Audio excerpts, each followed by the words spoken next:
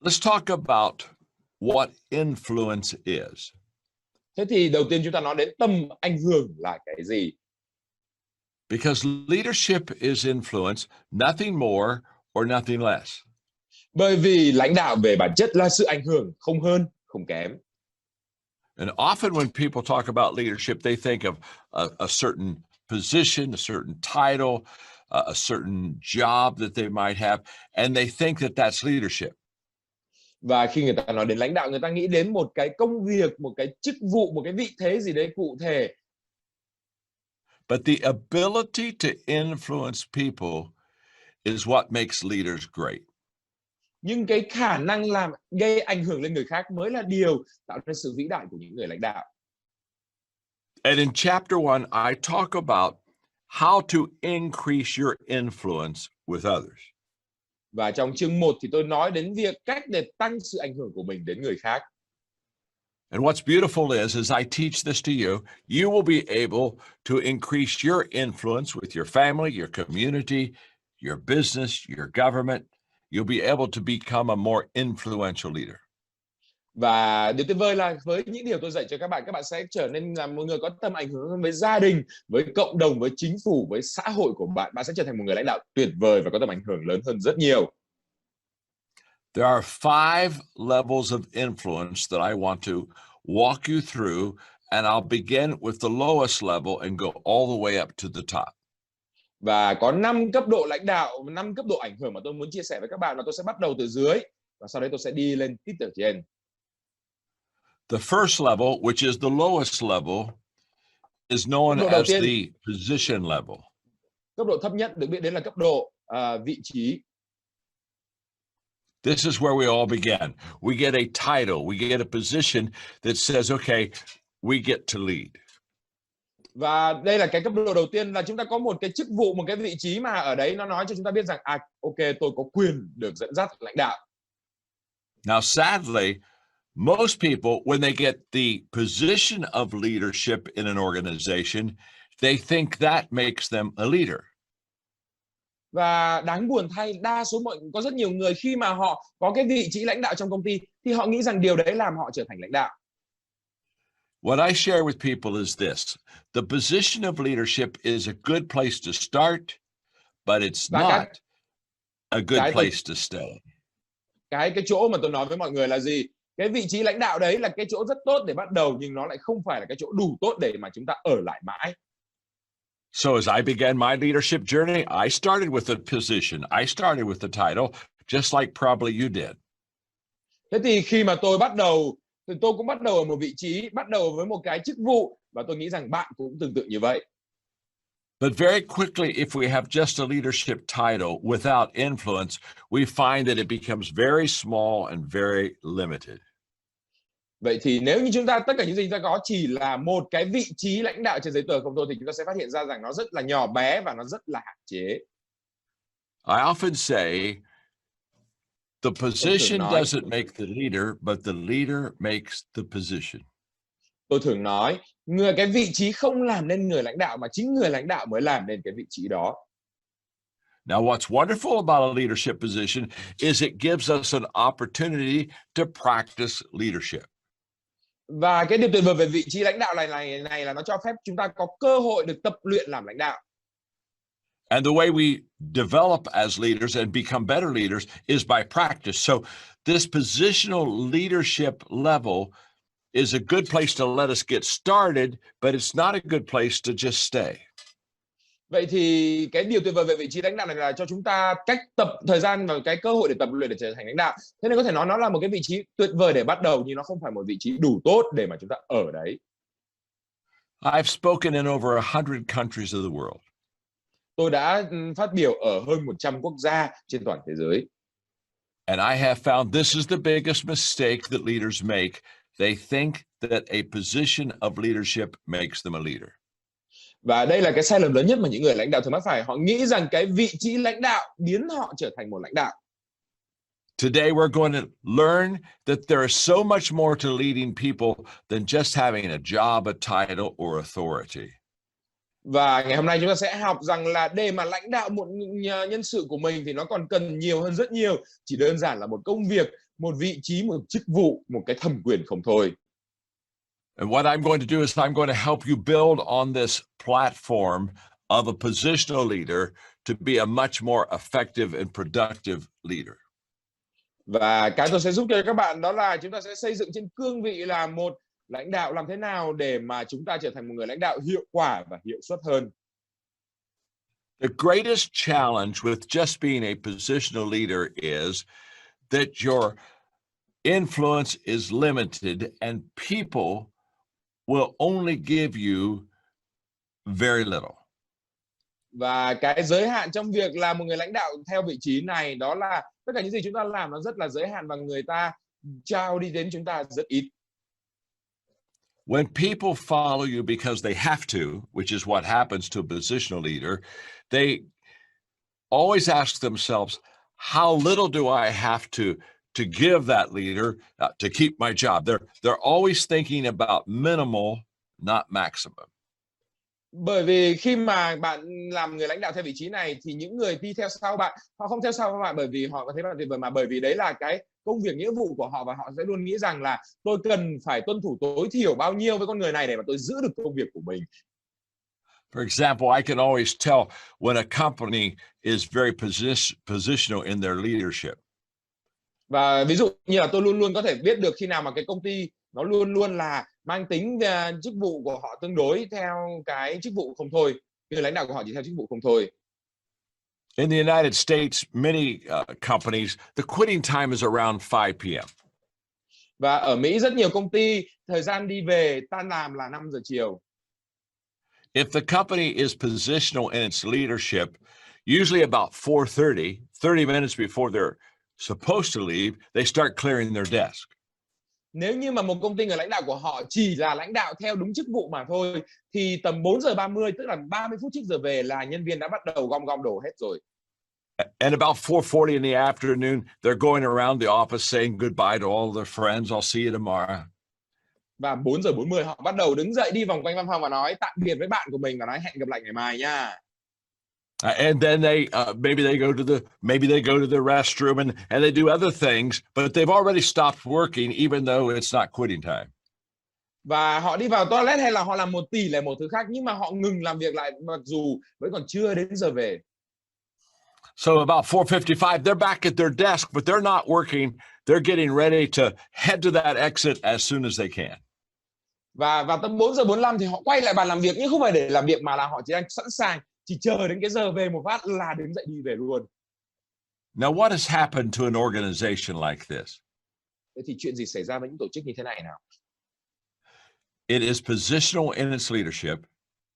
Là cái And người the lãnh đạo của họ weakness- chỉ về chức vụ mà thôi. And the weakness of positional leadership is always that people give you the least amount of their effort. Và cái điều vấn nạn lớn nhất với những người chỉ có lãnh đạo theo chức vụ, những tổ chức chỉ có lãnh đạo theo chức vụ đó là người ta sẽ trao cái công sức của họ ở mức tối thiểu. And the reason for that is people follow you not because they want to, they follow you because they have to. Đó, lý do là bởi vì người ta đi theo bạn, đi theo người lãnh đạo là bạn, không phải bởi vì người ta muốn theo mà là bởi vì người ta phải theo. So being a positional leader is where we start, but we don't want to stay there. Vậy thì là một người lãnh đạo theo vị trí là nơi mà chúng ta bắt đầu nhưng chúng ta không muốn ở đấy mãi. The second level of leadership influence Cấp is độ thứ hai based trong tầm ảnh on hưởng của người lãnh đạo, relationships. nó dựa trên mối quan hệ. On this level, you already have your position of leadership, but you also have a desire to help people and you have a relationship with them. Và ở cấp độ này chúng ta đã có cái khao khát để mà giúp người ta, chúng ta đã là có vị trí lãnh đạo rồi nhưng mà đồng thời chúng ta cũng có cái khao khát để mà giúp đỡ người khác và chúng ta có mối quan hệ với họ. And it's in this leadership culture that work begins to be fun. Và chỉ có ở trong cái trường phái lãnh đạo, cái phong cách lãnh đạo này thì công việc nó mới bắt đầu trở nên vui vẻ hơn. You see, the leader now enjoys working with the people, enjoys the work, and they enjoy being together. Và các bạn thấy rằng những người lãnh đạo ở trong vị trí này thì họ thích làm việc cùng nhau và họ thích được có dành thời gian ở bên cạnh nhau. And this is the biggest difference between level 1 and level 2. I don't want you to miss this. Và đây là sự khác biệt lớn nhất giữa những người ở level 1 và level 2. Tôi không muốn các bạn bỏ lỡ điều này. Level 1, the position level lacks energy. Để cấp 1 thì cái người ở vị trí lãnh đạo không thôi thì họ thiếu năng lượng. But as soon as we get to level 2 and we begin to have good relationships with people, the first thing that happens is people begin to be energized. Và cái ở mức cấp độ 2, ngay khi chuyện này xảy ra thì điều đầu tiên xảy ra đó là người ta bắt đầu được truyền năng lượng. And companies become great because the people love their job, love what they're doing, love the people they're working with, and there's a lot of energy within the organization. Và cái điều này đó là khi mà năng lượng bắt đầu người ta thích công việc người ta làm, thích nơi người ta làm và sau đấy người ta bắt đầu có nhiều năng lượng trong những cái công việc hàng ngày mà nơi người ta đến. So here's the question that we all have to ask ourselves today. Thế thì cái câu hỏi mà chúng ta cần phải đặt ra cho tất cả mọi người ngày hôm nay là gì? How do I become a level 2 leader? Làm thế nào để tôi trở thành người lãnh đạo ở level 2? How do I develop relationships with people in such a way that it increases the energy level and people want to come to work and do their work well?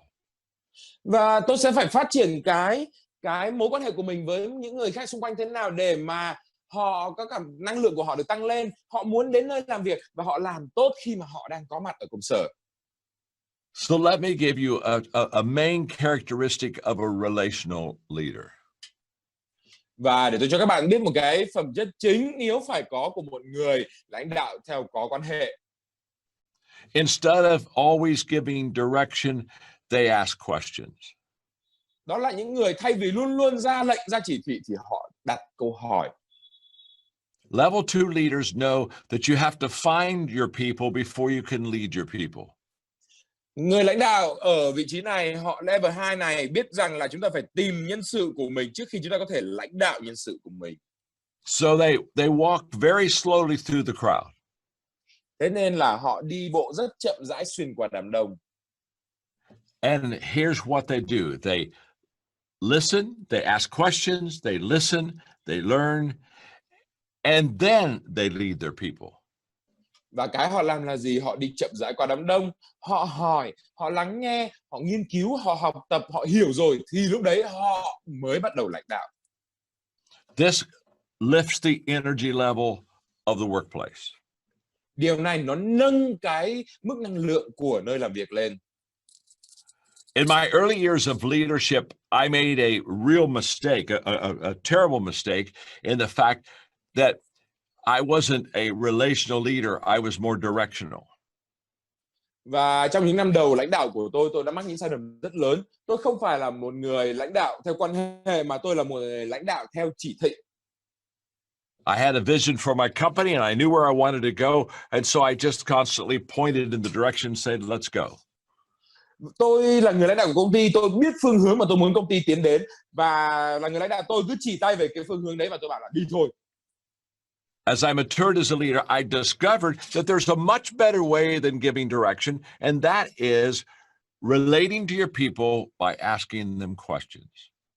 Và khi mà tôi lên đến cái cấp độ lãnh đạo cấp 2 và lãnh đạo về quan hệ này thì tôi mới phát hiện ra rằng có một cách tốt hơn nhiều để mà lãnh đạo những người của mình, đó chính là tôi liên hệ với họ, tôi tương quan với họ, tôi hiểu họ để mà tôi chỉ ra được phương hướng phù hợp cho tất cả mọi người. And here's the value of asking questions. Và giá trị của việc đặt câu hỏi là ở đây.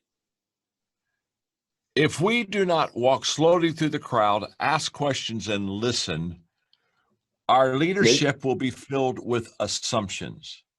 Nếu như chúng ta không đi chậm rãi qua đám đông, đặt câu hỏi để làm rõ, sau đó mới đưa ra những cái chỉ thị lãnh đạo của mình, thì cái việc lãnh đạo của các bạn nó sẽ lấp đầy những cái mặc định mà tự bạn cho là đúng.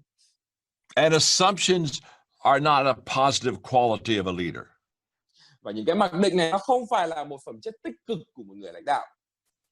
If I lead by assuming I know where you are and assuming I know what you want and assuming I know what your motives are, I will so many times miss great leadership opportunities. Bởi vì nếu như tôi lãnh đạo và trong khi mà tôi đang mặc định rằng tôi biết bạn đang ở đâu, tôi mặc định tôi biết bạn đang muốn gì, tôi mặc định tôi biết cái yếu tố động lực của bạn là gì, thì chính bản thân tôi đã bỏ lỡ rất nhiều cơ hội để trở thành một người lãnh đạo tốt, tuyệt vời, vĩ đại hơn. So the level 2 leader is relational and has a great desire to understand his or her people, find out what their perspectives are, and then lead them according to who they are and how they feel and how they think. Và người lãnh đạo ở cấp độ 2, người lãnh đạo theo mối quan hệ là những người họ rất có một cái khát khao, một cái nhu cầu, một cái mong muốn được hiểu rõ những nhân sự của anh ấy hoặc chị ấy hơn, để rồi dựa vào những hiểu biết đấy bắt đầu lãnh đạo dựa theo cái góc nhìn, cái hiểu biết, cái suy nghĩ của những người dưới trướng mình. This leadership style is much different than many people are accustomed to. Phong cách lãnh đạo này nó rất khác so với lại những cái phong cách lãnh đạo mà mọi người đã quen thuộc với. So I would encourage you, if you want to know more about how to ask questions and have this type of relational style with your people, Và tôi khuyến khích các bạn rằng là nếu như mà các bạn muốn đặt câu hỏi nên các bạn muốn có cái mối quan hệ như thế này, muốn có cái hiểu biết như thế này với những nhân sự của mình. I wrote a book called Good Leaders Ask Great Questions. Tôi viết một quyển sách tên là Lãnh đạo tốt hỏi những câu hỏi hay. In this book, I talk about questions I need to ask myself as a leader, Trong quyển sách tôi viết những câu hỏi mà tôi phải tự hỏi bản thân mình khi làm lãnh đạo. questions I need to ask my team, Những câu hỏi tôi phải hỏi đội nhóm của tôi. questions I need to ask my customers. Những câu hỏi tôi phải hỏi khách hàng của tôi. This is a book that will teach you how to ask good questions because here's what I know. Great leaders ask great questions. Và quyển sách này dạy cho bạn hỏi những câu hỏi, đặt ra những câu hỏi hay như thế nào, bởi vì một điều tôi biết đó là những người lãnh đạo vĩ đại là những người có những câu hỏi vĩ đại. So we've talked about two levels of influence so far in a leader's life. Vậy thì đến bây giờ chúng ta đã nói đến 2 cấp độ ảnh hưởng của người lãnh đạo. Level 1 is the positional level where we have a job description and a title. Mức độ đầu tiên chỉ đơn giản là chúng ta là lãnh đạo theo chức vụ, là chúng ta làm người lãnh đạo theo định nghĩa, theo cái vị trí công việc của chúng ta có mà thôi. Level 2 is about relationships and beginning to listen to the people and begin to develop a team that loves to share ideas and work together. Cấp độ thứ hai là mức độ quan hệ. Ở cấp độ lãnh đạo theo có quan hệ, chúng ta hiểu biết những cái nhân sự của chúng ta đang nghĩ gì, đang cảm thấy như thế nào và bắt đầu phát triển một cái đội nhóm mà ở đấy họ yêu thích nơi làm việc, họ cũng muốn chia sẻ và họ có thể chia sẻ những ý tưởng của mình. Shared thinking is one of the best ways to chia sẻ think. tư duy là một trong Because những you cái see, cách tốt nhất để tư duy. if I sit down with you Bởi vì các bạn thấy nếu như tôi ngồi xuống với các bạn and you share an idea with me and I share an idea with you, và rồi bạn chia sẻ ý tưởng với tôi chia sẻ ý tưởng với bạn. now we begin to have maybe two ideas. Thế thì bây giờ có thể chúng ta bắt đầu có 2 ý tưởng. When you bring your team around you and they all begin to share ideas, Nhưng mà khi mà bạn tụ tập toàn bộ cái đội nhóm của bạn lại và tất cả mọi người bắt đầu chia sẻ ý tưởng, that's how you get a great idea. đấy là cách để bạn có một cái ý tưởng tuyệt vời. Great ideas are not birthed by themselves. Những ý tưởng tuyệt vời không tự nhiên sinh ra. So the relational leader walks slowly through the crowd, asks questions, shares, listens, and then leads. Một người lãnh đạo theo quan hệ là gì? Là một người đi chậm rãi qua đám đông, đặt câu hỏi, nghe, hiểu, chia sẻ, nhận phản hồi, hiểu biết hết rồi thì mới lãnh đạo. Level number 3. Độ 3. The third level is what I call the production level. Ở cấp độ thứ 3 của người lãnh đạo tôi gọi là cấp độ sản xuất. This is where the leader increases his or her influence because they're very successful in building and bringing a return to the company. Và đây là lúc mà người lãnh đạo, anh ấy hoặc chị ấy xây dựng được cái danh tiếng, cái uy tín của mình, bởi vì họ có khả năng đưa về cái lợi nhuận, cái doanh số tốt nhất cho công ty. They're producers, they're builders. They increase the bottom line. Họ là những nhà sản xuất, là những người xây dựng, là những người nâng tầm cái chuẩn tối thiểu của công ty lên. Now let's stop and think about this level 3 leader for a moment. Thế thì chúng ta hãy dừng một khoảnh khắc để nghĩ sâu hơn về người lãnh đạo cấp 3 này nào. The credibility that you have as a leader is totally dependent upon you to be successful. Vậy thì cái uy tín, cái danh vọng của bạn với tư cách là một người lãnh đạo nó hoàn toàn phụ thuộc vào khả năng thành công của bạn. It's possible to be a level 1 leader and have a position but not be able to lead at all. Hoàn toàn có thể nếu chúng ta chỉ đơn giản là một người lãnh đạo cấp 1 có chức có vụ nhưng mà chúng ta chẳng có khả năng lãnh đạo. It's even possible to be a level 2 leader and get along well with people but still not be able to lead well. Chúng ta có thể là một người lãnh đạo cấp 2, có thể là chúng ta rất hòa đồng, hài hòa với tất cả mọi người nhưng mà vẫn không thể lãnh đạo tốt được. But it's level 3 that gives you and me credibility to lead others. Mà bài từ là cấp 3 trở lên nó mới bắt đầu cho bạn cái uy tín để mà dẫn dắt người khác. People want to follow successful people. Người ta chỉ muốn đi theo những người thành công mà thôi. If you have financial problems, you're not going to want to follow a leader that's gone bankrupt. Chúng ta nếu như đang có những vấn đề về tài chính, tất nhiên chúng ta chẳng muốn đi theo một người lãnh đạo mà sắp phá sản đúng không nào? If you have marriage problems, you don't want to listen to somebody that's had 3 divorces. Chúng ta mà có vấn đề về hôn nhân thì làm sao mà chúng ta lại muốn nghe lời khuyên từ một người đã từng ly dị 3 lần cơ chứ? Followers migrate very quickly to people that can improve their life, make them better, and show them how to be successful. Những người theo sau, họ có thể chuyển phe rất nhanh, họ chỉ muốn lựa chọn những người nào mà tạo ra lợi ích cho họ, chỉ đường dẫn lối cho họ những lời khuyên, những ý tưởng để mà họ có thể cải thiện cuộc sống của họ lên. And I can only show you how to be successful if I've succeeded myself. Và tôi chỉ có thể chỉ cho bạn cách để thành công nếu như bản thân tôi đã thành công. I tell leaders that they know that they have began to be successful in their leadership when they can look at their people and with great confidence say to them, follow me. Và tôi nói rằng là một người lãnh đạo họ chỉ biết rằng họ đã thành công khi mà họ nhìn vào đôi mắt của những nhân sự dưới trướng mình và bằng một cách tự tin nhất họ nói rằng hãy đi theo tôi. Now that's a powerful leader. Và đấy mới là một người lãnh đạo uy lực. Because leadership is visual. People do what people see, not what they hear. So therefore, when I am a visual leader and I show my people the way, now all of a sudden they have clarity to go the same way.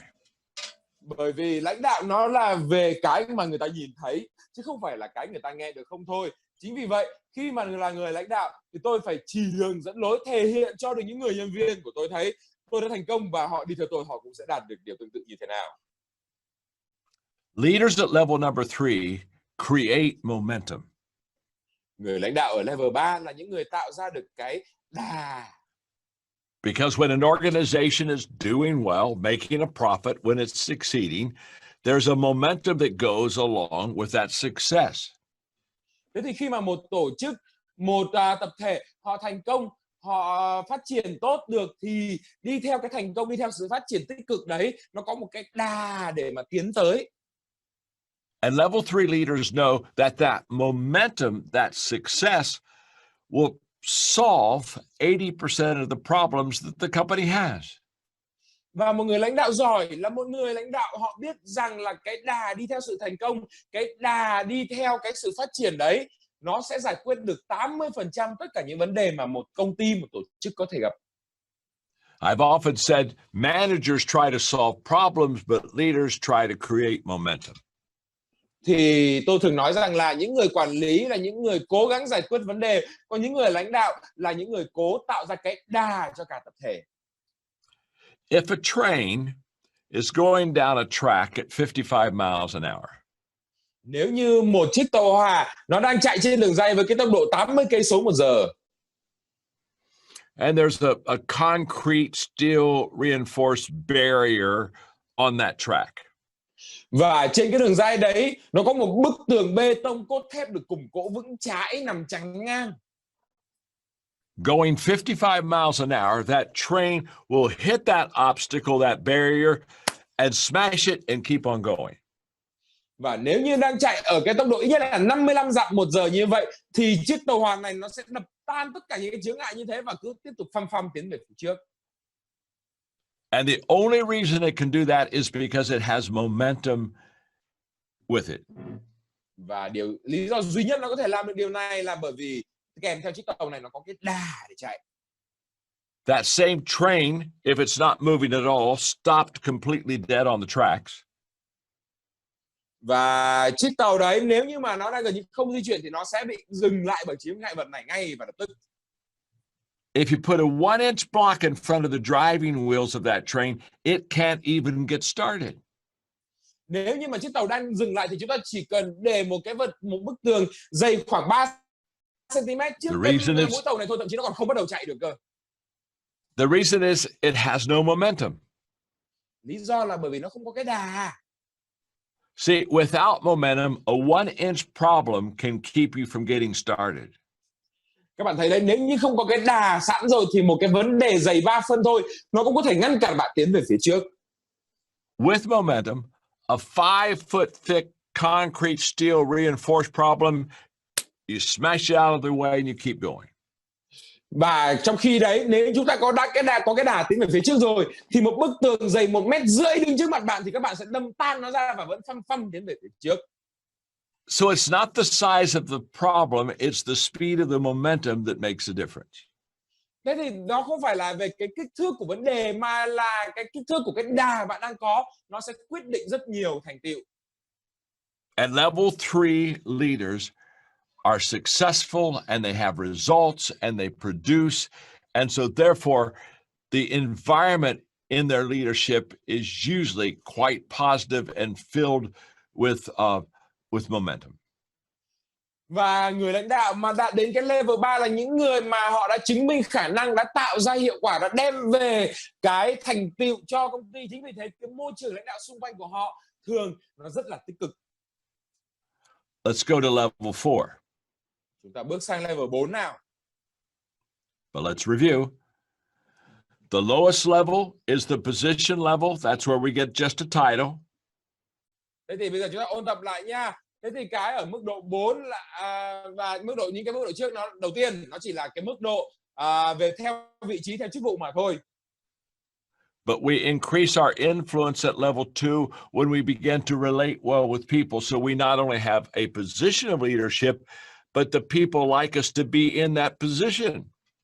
Và cấp độ 2 chúng ta bắt đầu cải thiện mối quan hệ với những người ở xung quanh. Chúng ta bắt đầu hiểu biết về họ hơn để và dần dần họ không những là họ xem chúng ta là lãnh đạo bởi vì chúng ta ngồi ở chức vụ đấy, mà là họ thích và họ muốn chúng ta ngồi ở chức vụ đấy. And level number 4 is where we produce, get results, build, and are successful. Và ở mức độ thứ 3 là chúng ta bắt đầu sản xuất, chúng ta bắt đầu kinh doanh và chúng ta đem được kết quả, đem được doanh thu, đem được lợi nhuận về. But level number 4, this is the level that I want to get you on. Còn đây là cái mức độ mà tôi muốn đưa các bạn đến đây này. If you were in an auditorium with people around you right now, I would say to you, nếu mà bạn đang ngồi ở trong một khán phòng có những người xung quanh, tôi sẽ nói với các bạn rằng, look at the person sitting beside you and say, you want to be a level 4 leader. Hãy nhìn vào cái người ngồi bên cạnh bạn và nói với họ rằng bạn muốn trở thành người lãnh đạo cấp 4. If you happen to be in a room right now with someone else, just look at them and say, you want to be a level 4 leader. Nếu như bạn đang ngồi trong phòng và có một người bên cạnh bạn thì hãy nhìn vào họ và nói, bạn muốn trở thành người lãnh đạo cấp 4. So let's talk about it. Thế thì chúng ta nói về điều này nào. The level 4 leader focuses on developing people around him or around her. They develop people. Người lãnh đạo cấp 4 là người tập trung vào việc phát triển những nhân sự xung quanh anh ấy hoặc chị ấy. Họ tập trung vào việc phát triển nhân sự. And this sets them apart and makes them very unique. Chính điều này làm cho họ trở nên khác biệt và làm cho họ trở nên vô cùng độc đáo. For example, if I'm a level 3 leader and I produce success and bring a return, all I do for the company is add.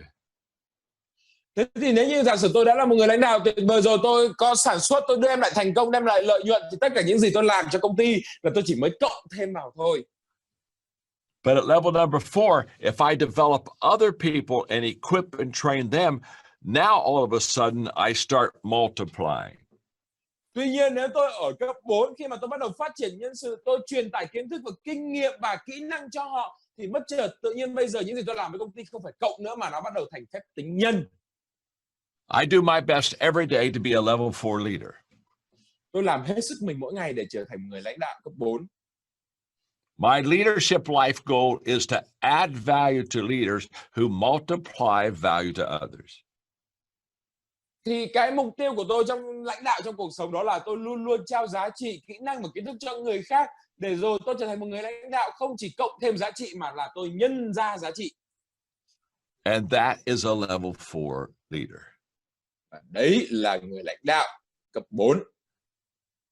So I would like to challenge you as you think of developing your leadership influence. Thế thì tôi muốn thách thức bạn một chút trong khi các bạn nghĩ đến việc phát triển tầm ảnh hưởng của mình với tư cách là người lãnh đạo. To become committed to training and equipping people. Đó là hãy cam kết với việc đào tạo và cập nhật kiến thức cho nhân sự. Last week I was in Miami and I was doing a large virtual conference for about 20,000 leaders. Và tuần trước tôi ở Miami và tôi có một cái hội thảo lớn với khoảng gần 20.000 lãnh đạo ở đấy. And I was in the leader's office and he showed me the goals of the staff. Và tôi ở văn phòng của người lãnh đạo đấy và anh ấy cho tôi xem cái mục tiêu của những nhân viên. And one of them was replace yourself. Và một trong những cái mục tiêu đấy đó là thay thế vị trí của chính bạn.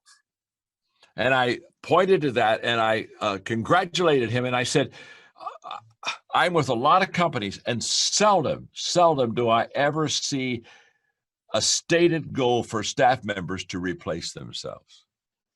Và tôi đã làm tôi rất bất ngờ bởi vì tôi đã làm việc rất nhiều công ty mà tôi thấy rất hiếm khi nào một người lãnh đạo họ lại đặt một trong những mục tiêu cho nhân viên của họ đó là thay thế vị trí của người lãnh đạo đấy đi.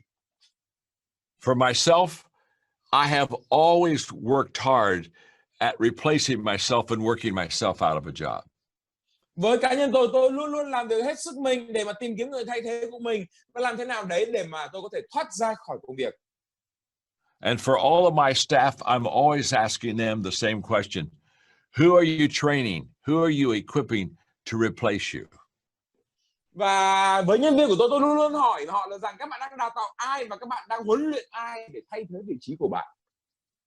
That is a very important question because đấy là một câu hỏi quan trọng bởi vì sao?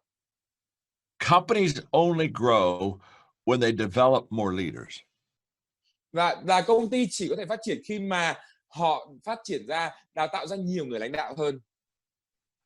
In fact, I would often tell my staff, work yourself out of a job. Find somebody, train them to do what you can do, work yourself out of a job. And I said, if you do that, I'll give you another job.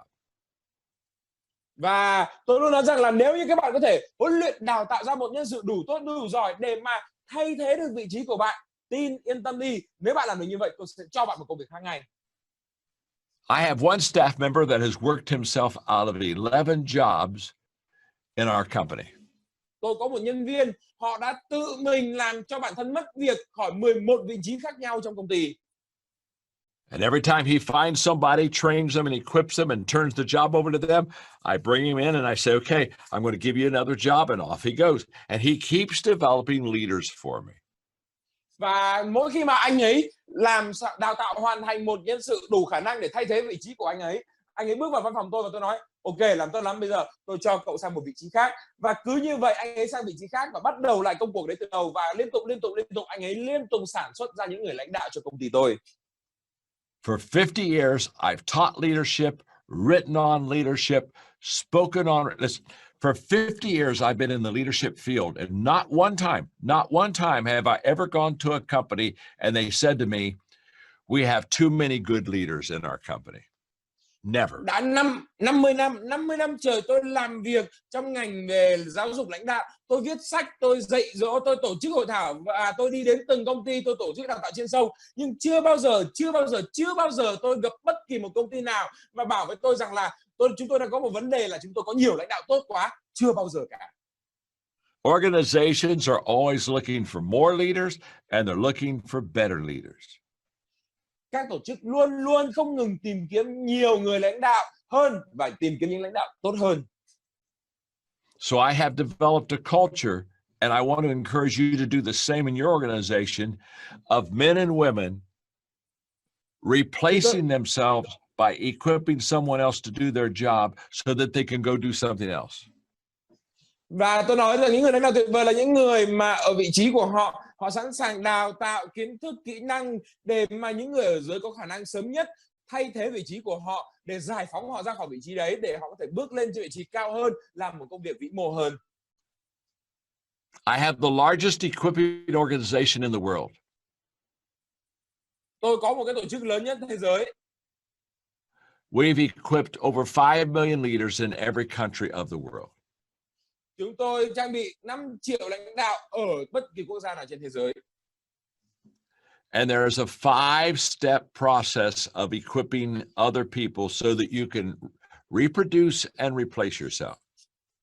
Thế thì có 5 bước trong quá trình trang bị kiến thức cho người khác để mà bạn có thể nhân bản và thay thế chính bản thân mình.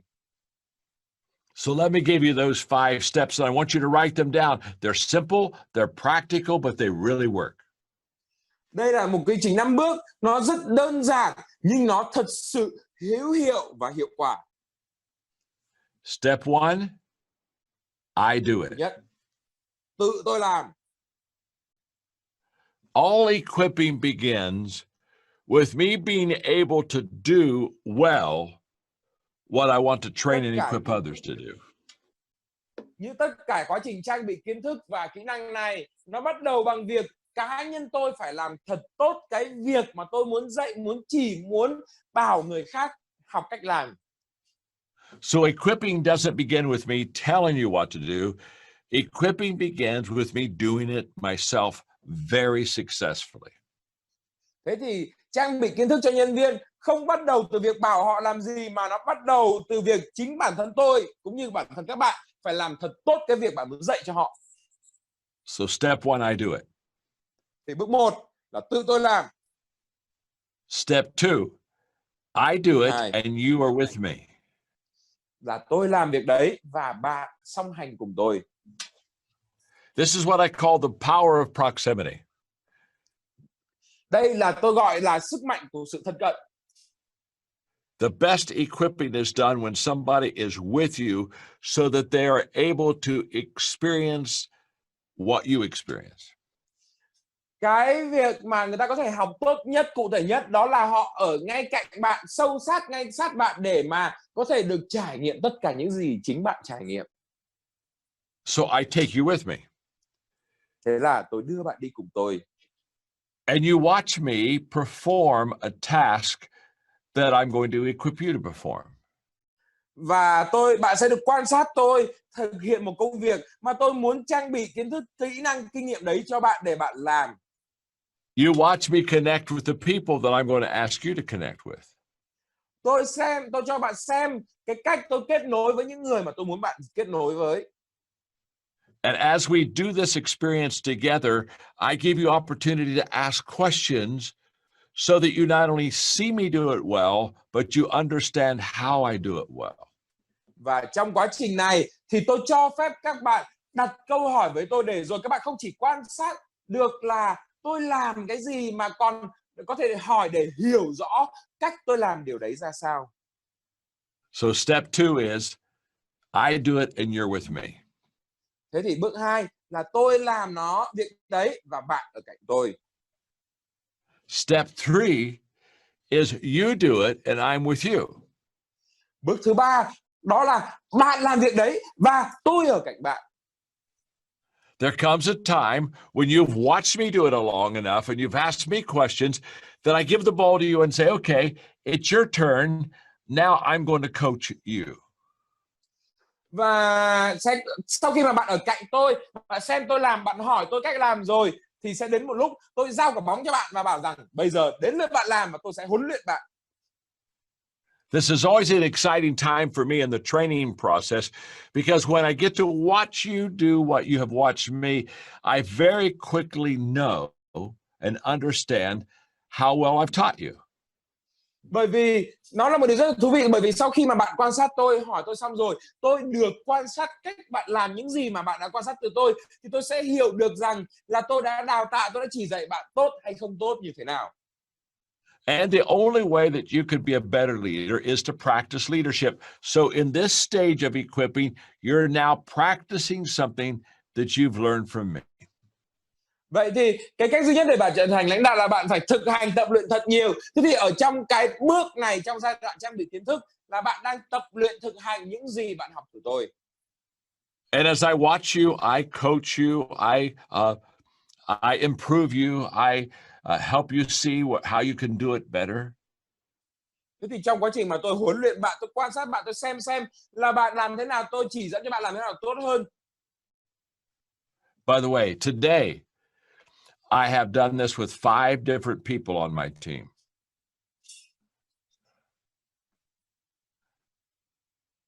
Sorry, can you repeat that?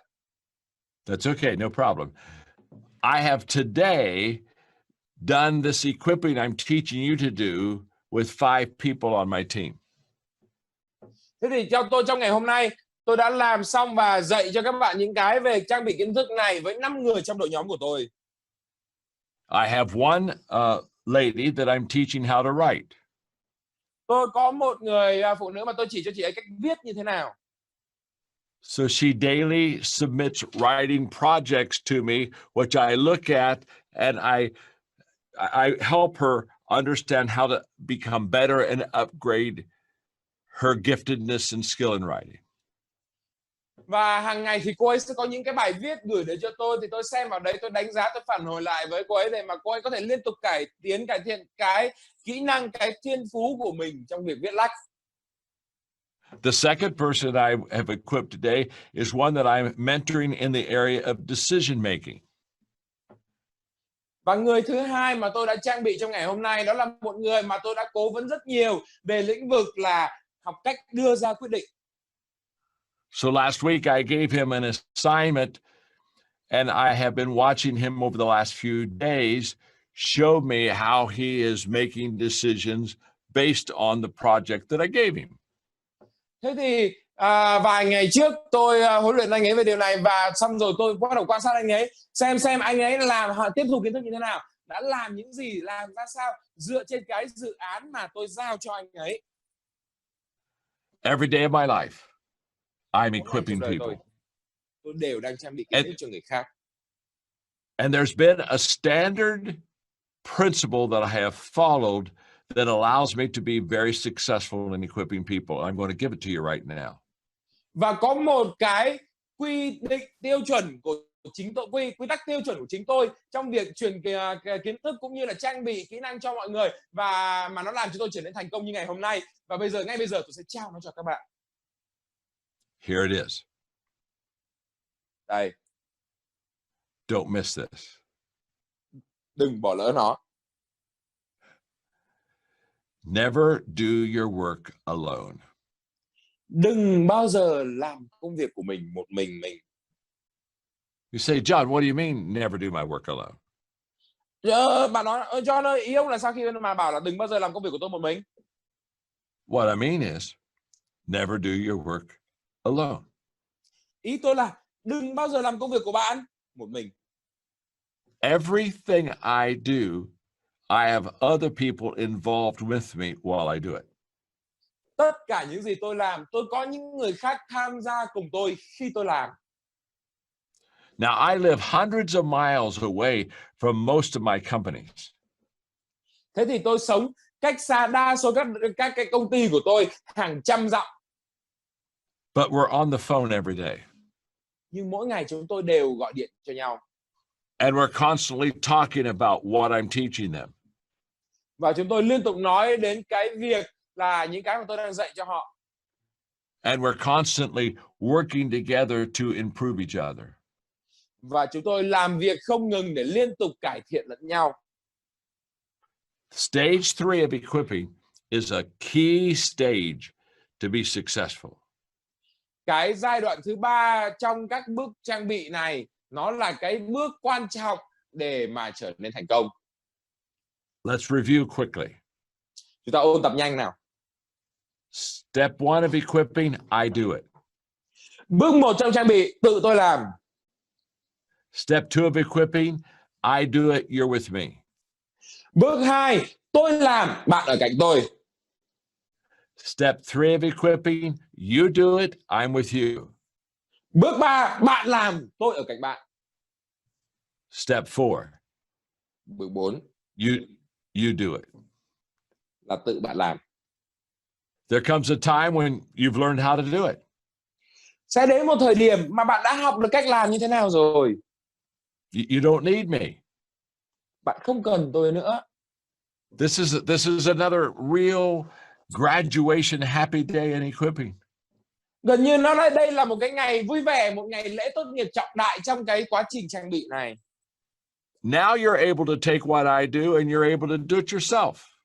Bây giờ bạn đã có khả năng làm những gì tôi làm và tự bạn làm được rồi. But there's one more step of equipping that's absolutely magic. Nhưng mà còn một bước nữa trong quá trình trang bị này và phép nhiệm màu của nó là tuyệt đối. And 99% of the companies, they miss this last step. Và 99% các công ty họ bỏ lỡ bước thứ 5 này. They stop at step 4. Họ toàn dừng lại ở bước thứ 4 thôi. I don't want you to do it. I want you to have 5 steps in your equipping process. Tôi không muốn các bạn làm như vậy. Tôi muốn các bạn phải có 5 bước trong quá trình trang bị của mình. And step 5, this is where the magic begins. So as you're taking notes, and I'm loving watching you do this, just make sure you realize step 5 is where the magic begins. Đấy, thế thì tôi rất là thích khi mà tôi nhìn thấy tất cả các bạn đang ghi chú liên tục như thế này. Thì tôi muốn trong cái ghi chú cái này, các bạn hãy nhớ ghi vào bước 5 là nơi phép màu xảy ra. Step 5. Bước 5. After you do it, step 5 is you do it and take someone with you. Bước thứ 5 đó là sau khi tự bạn làm được rồi thì ở bước thứ 5 này là bạn làm, tự mình làm và đưa một người đi theo. In other words, when we begin equipping, khi chúng ta bắt đầu trang bị, I will not start training you until you have the understanding that you are to turn around and train someone else after I've trained you. Tôi sẽ không bắt đầu đào tạo bạn cho đến khi bạn phải thẩm thấu và hiểu rõ trong đầu mình rằng là ngay sau khi tôi đào tạo bạn xong, bạn sẽ quay đầu lại và tiếp tục bước tiếp cái bước đi tôi đã làm, đó là tiếp tục trang bị kiến thức và đào tạo người kế tiếp.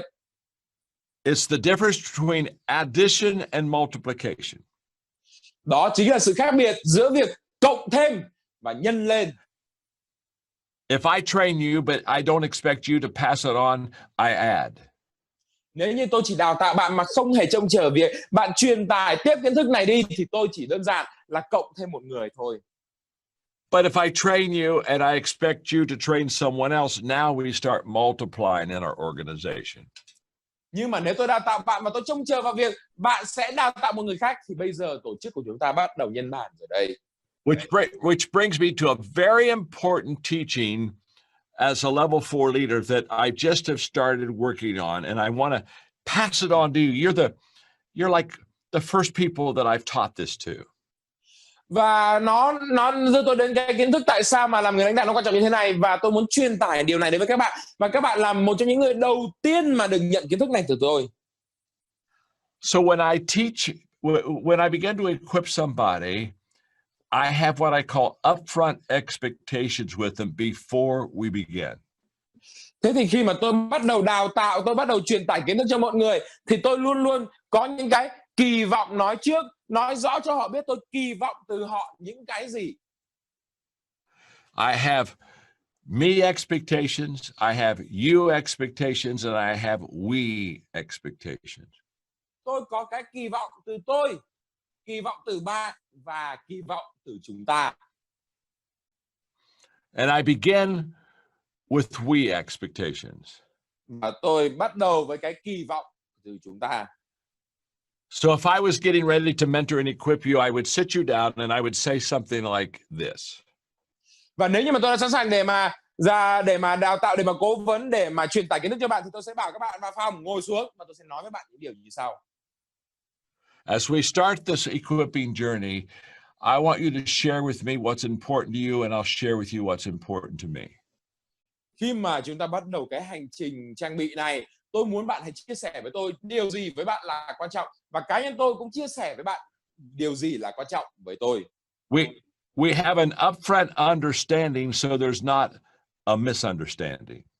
Chúng ta hiểu nhau trước để rồi nó không có bất kỳ cái hiểu nhầm nào diễn ra.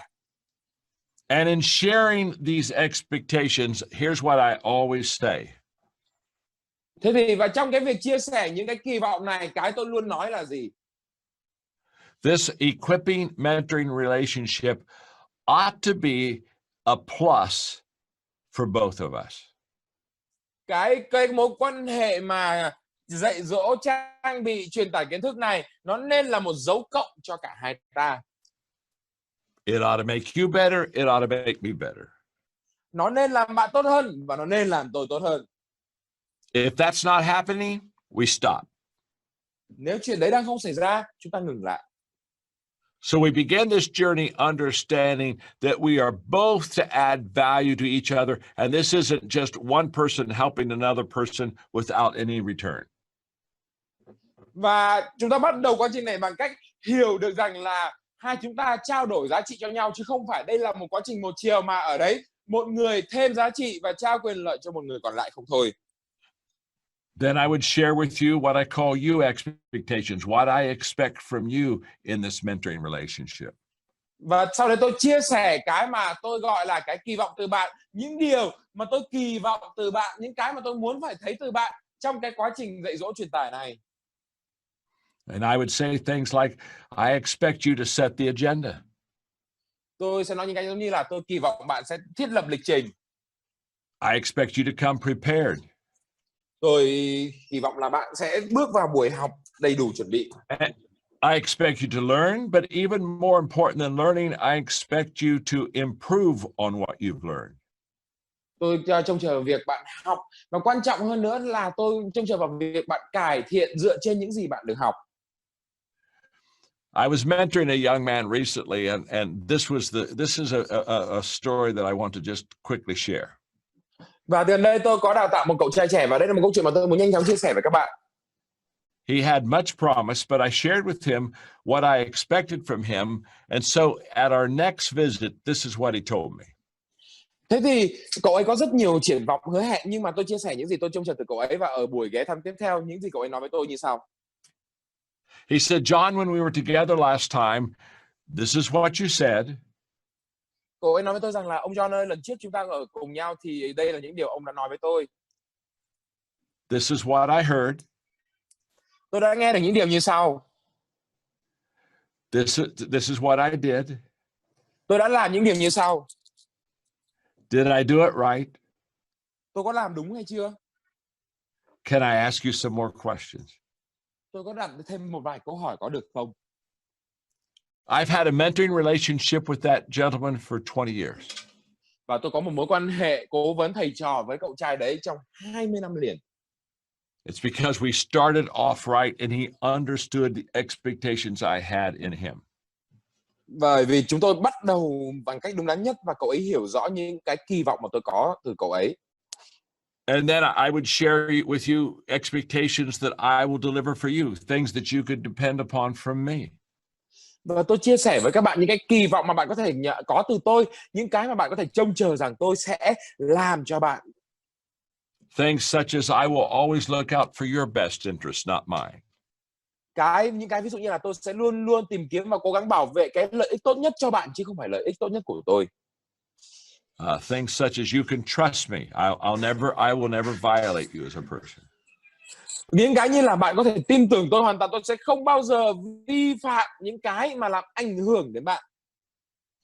Level 4 leaders understand to grow an organization, you have to grow people.